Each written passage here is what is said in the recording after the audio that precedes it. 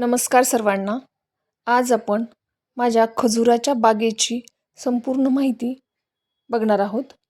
लागवड कधी केलेली आहे आणि आता सध्या कुठल्या सिच्युएशनमध्ये किंवा कुठल्या ग्रोथमध्ये आपले प्लांट आहेत ते मी दाखवते. माझी जी लागवड होती ती ऑगस्ट 2025 5 ऑगस्ट 2025ची लागवड आहे. आत्ता पुढच्या महिन्यामध्ये 1 वर्ष कंप्लीट होतील. म्हणजे 11 महिन्याचे आपले प्लांट आहेत. मी 3 जातीची लागवड केलेली आहे. त्याच्यामध्ये 5 मेल प्लांट आहेत, 43 एक वेगळ्या जातीचे आहे आणि 20 का वेगळ्या जातीचे आहेत. याचा लागवडीचा व्हिडिओ मी तुम्हाला ऑलरेडी पोस्ट केलेला आहे. हे पत्र्याचे डबे आपण सुरुवातीला प्रोटेक्शन म्हणून लावले होते, कारण कंपाऊंड आपण रानडुक्कर येतात म्हणून केलेलं होतं, पण सशे नंतर येऊन त्याचं कोंब खात होते म्हणून आपण ते डबे टाकले होते. ही अशी लागवड आहे आपली. हे जे 5 आहेत ना ते मेल प्लांट आहेत. लागवड 1 वर्ष होते समजा याला. आता हे मेल प्लांट जे ग्रोथ असतानाच मेल प्लांट थोडे व्यवस्थित होते. पहा तुम्ही, याला शेत कुठल्याही प्रकारचं चालतं. निचरा होणारी जमीन असेल तर उत्तम. बाकी ह्याला काटे बघू शकता तुम्ही. हे एकदा एवढं झालं ना, एक 9-10 महिन्याचं, की याला नंतर कुठल्याही प्राण्यापासून प्रोटेक्शनची अजिबात गरज नसते, कारण ह्याला शार्प काटे असतात. त्याच्यामुळं हे एक सेल्फ डिफेन्स प्लांट आहे. याला पाणी फार कमी प्रमाणामध्ये लागतं, कारण हे वाळवंटातलं पीक प्रामुख्याने आहे.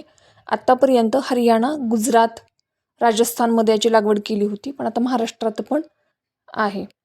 हे दुसरं जे प्लांट दाखवते मी ते बरहीचं आहे. या बरईचे माझ्याकडे 43 प्लांट आहेत. घणामी मेल जातीचे माझ्याकडे 5 आहेत आणि लुलू म्हणून एक आहे, एक्सपेन्सिव्ह व्हरायटी आहे, तिचे 20 आहेत. आता हे 2 झाडामधलं जे तुम्ही अंतर पाहत आहात ना ते 25 आहे. उभं अंतर आहे ना ते 25 आहे. याला आयडियल अंतर जे आहे ना ते 25x25 हवं. याच्यामध्ये इंटरनल क्रॉप पण आपल्याला बांधावरती एक घेता येतं.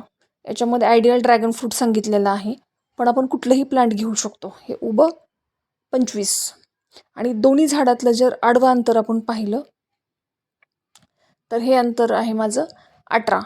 ॲक्च्युली हे बी 25च पाहिजे होतं, पण आपली रुंदीला शेताचा जो शेप आहे तो रुंदीला कमी असल्यामुळे आपण 25x18 वरती लागवड केलेली आहे.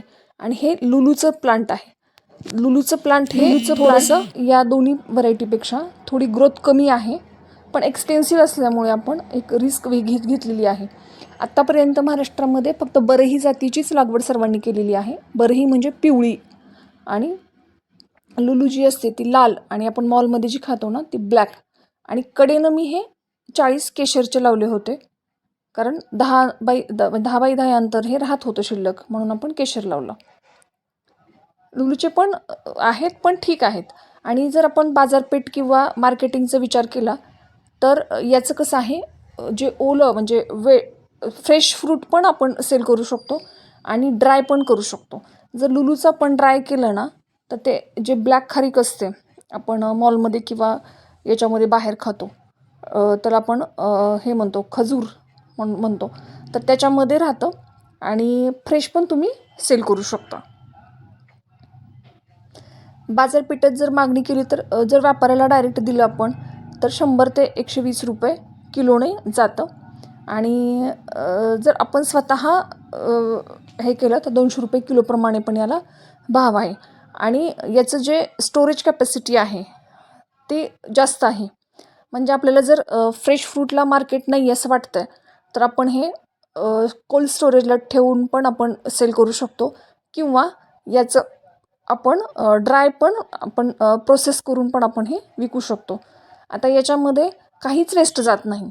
याचा जो सगळ्यात वेस्ट पार्ट आहे 4 नंबर क्वालिटीचा, तो पण आपण एक कॅटल फूड म्हणून म्हणजे जनावरांसाठी पण आपण हे देऊ शकतो. आणि याला मुळात म्हणजे मजूर नाही लागत, कारण ह्याला छाटणी कटई असा काही प्रकार नसतो. हे ऊसासारखंच पीक आहे. म्हणजे याला एकदा लागवड केली आणि खताचं व्यवस्थापन आणि याला फवारणी पण कुठलीही केमिकलची नाही. ह्याला शेणखत दिलं ना तुम्ही तर अतिउत्तम. फक्त झाडाची जी प्राईस आहे ना ती खूप महाग असल्यामुळे आपण सर्वसामान्य लोक हे लावत नाहीत. हे मला 4,500 एक प्लांट पडलं जाग्यावरती पोच. आपण ड्रिप इरिगेशन केलेलं आहे. याचा लागवडीचा संपूर्ण व्हिडिओ मी ऑलरेडी पोस्ट केलेला आहे आपल्या याच्यावरती. इथं आपली इरिगेशन सिस्टीम आहे, ड्रिप आपण केलेलं आहे त्याच्यामध्ये.